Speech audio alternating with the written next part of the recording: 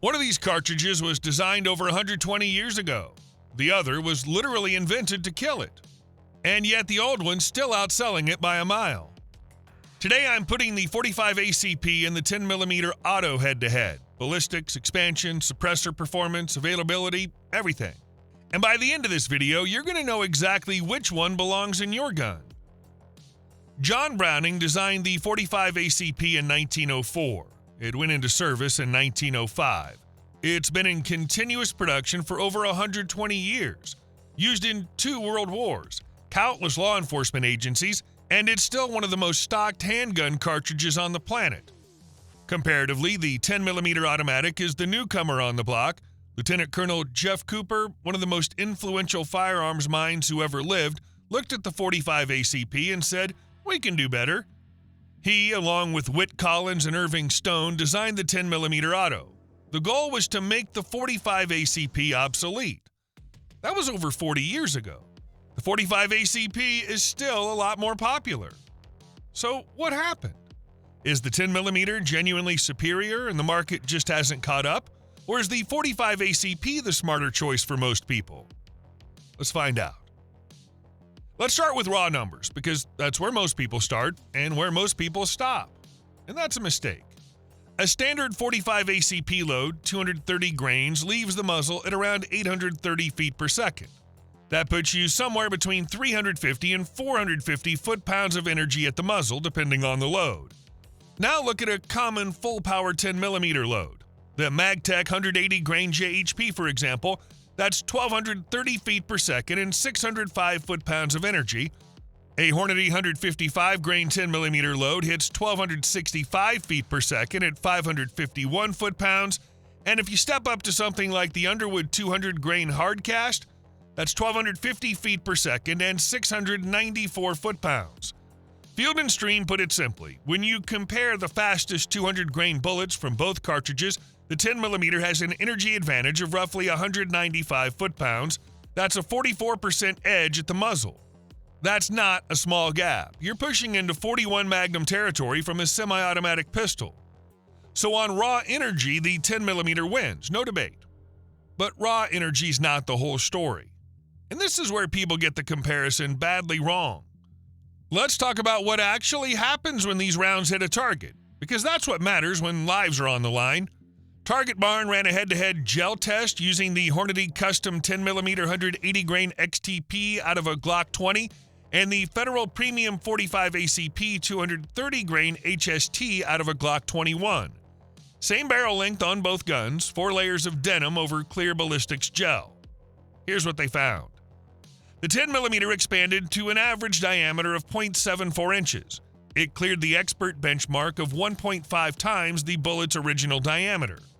The 45 ACP HST expanded to an average of 0.81 inches, wider wound channel, same test conditions.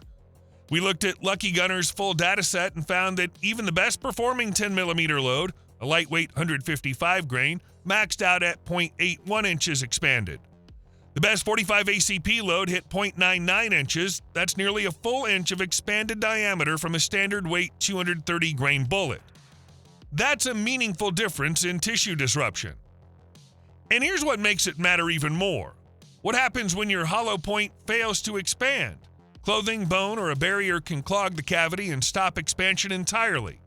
If that happens with the 10mm, you're counting on a 0.4 inch base diameter to do the work.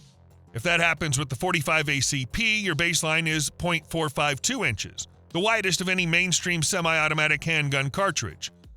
The 45 was designed to be wide and heavy on purpose.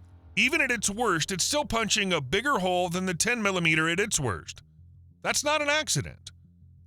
As you can see from the data, both calibers are more than capable of use for self-defense. In terms of energy, the 45 ACP is slightly behind the 10mm, but it set the industry standard with decades of ballistics data to back it up. There's a reason the police and military put their faith in its big bore performance. What really separates these two big bore calibers is recoil performance.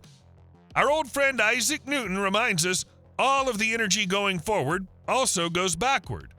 That's to say, an especially hot 10mm load will give you more muzzle rise than a 45 ACP plus P defensive load. In a defensive situation, the speed of your follow-up shot can be critical. Controlling recoil is something that even experienced shooters have to practice at. The 10mm produces recoil that newer shooters may be averse to. In the grand scheme of handgun calibers, the defensive performance of both of these rounds at close range will be comparable.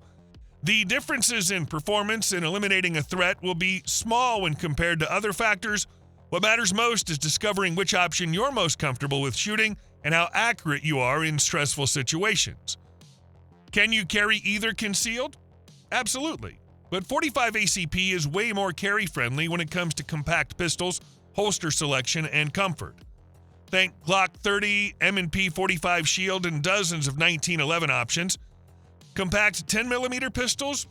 They're out there. Glock 29, SIG X10 compact, but the recoil and muzzle blast in small frames can be brutal. You need training, the right holster setup, and serious grip discipline to run it confidently in high-stress situations. Capacity can be a big deal, especially in states that still let you carry more than 10 rounds.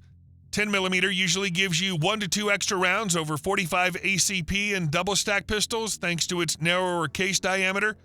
For example, the Glock 20 carries 15 plus 1 rounds of 10mm compared to the Glock 21's 13 plus 1 rounds of 45. Single-stack pistols also follow that pattern, more juice per mag with 10mm. The trade-off? Gun size and weight. Full-size 10mm pistols often have beefier slides and stronger recoil springs to handle the pressure and power, making them heavier and bulkier. Okay, this is the part of the video that trips people up, because if you're running a suppressor, this comparison flips completely. The 45 ACP standard load, 230 grains at around 830 feet per second, is subsonic right out of the factory.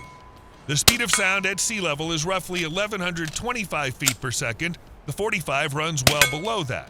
Zero sonic crack. Put a quality can on a 45 and it's genuinely practically quiet. The 10mm, it's built around velocity. Most factory loads clock between 1,100 and 1,600 feet per second. Every supersonic round produces a sonic crack down range. That crack happens regardless of whether you've got a suppressor on the gun. Subsonic 10mm ammo does exist, but here's the problem. The moment you drop the 10mm to subsonic velocities to eliminate that crack, you've sacrificed the one thing that makes the 10mm worth choosing. And at that point, per Field & Stream's numbers, you're actually producing less energy than a standard 45 ACP load running at full power. So for suppressed shooting, the 45 ACP doesn't just compete with the 10mm, it wins by design. It was accidentally optimized for this role before suppressors were even a civilian consideration. But there's one environment where the 10mm has no real competition: wilderness defense. Most people in Alaska carry the Glock 20 and 10mm auto as their sidearm. Why 10mm? Brown bears. When you're facing an animal that size charging at close range, you need a round that can punch through heavy bone and dense muscle and reach vital organs. You need velocity. You need penetration. The 10mm delivers. Standard loads push past 16 inches of penetration in gel, and some full power loads exceed 18 inches. The 45 ACP, running at 830 feet per second, sits in the 12 to 15 inch range, which is actually ideal for defensive use against human threats, but doesn't give you what you need when the threat weighs 1,500 pounds. This is the 10mm's home. Target Barn puts it plainly: for shooters heading into the wilderness against large predators, the 10mm's deeper penetration and higher velocity are exactly what the situation calls for. The 45 ACP simply cannot match it here. Now let's shift our focus on something less exciting than ballistics, but critical in the real world: availability and long-term cost. The 10mm costs more to shoot, often 60 cents or more per round compared to the 35 to 45 cents for quality 45 ACP. If you train seriously, that gap matters. If you're competing or running high round counts, it matters a lot. Reloaders can close the gap, but even component availability favors the older cartridge. Then there's the infrastructure argument. The 45 ACP has been in continuous production for 120 years. Every major manufacturer loads it. Every retailer stocks it. During the 2020 shortage, the worst ammunition crisis in living memory, The .45 was one of the last handgun calibers to disappear and one of the first to come back. 10mm vanished early and returned late. And the gun pays a price too. The .45 runs at 21,000 psi, the 10mm at 37,500. Lower pressure means less stress on the barrel, the slide, the locking surfaces, the frame. A well-maintained 1911 and .45 can run 50,000 rounds and still lock up tight. The same volume of full-power 10mm through a polymer frame will cost you parts. The .45 was designed not to punish the gun that fires it, and 120 years of documented service life is the proof. All right, let's call it. Both calibers are excellent defensive options with similar ballistic performance. If you already own a firearm chambered in one or the other, buying another gun to try the other out may not be worth your time and money. If you live close to a gun range that does rentals, by all means, try .45 ACP versus 10mm out before making a buying decision. You may find that you shoot one option much better than the other while on the range. If you want the most practical self-defense option with the most ammunition types, accessories, and availability, we recommend the .45 ACP. There are more 1911 style pistols available on the market than you can shake a stick at, while both calibers can also be found in modern semi-auto designs from companies like Glock and Springfield. You'll find the .45 ACP versions to be more affordable on average than their 10mm cousins. It's almost too close to call. The 10mm is an excellent round that might perform a bit better in certain situations, but being able to buy the guns and ammo more readily and often at a lower cost is the deciding factor here.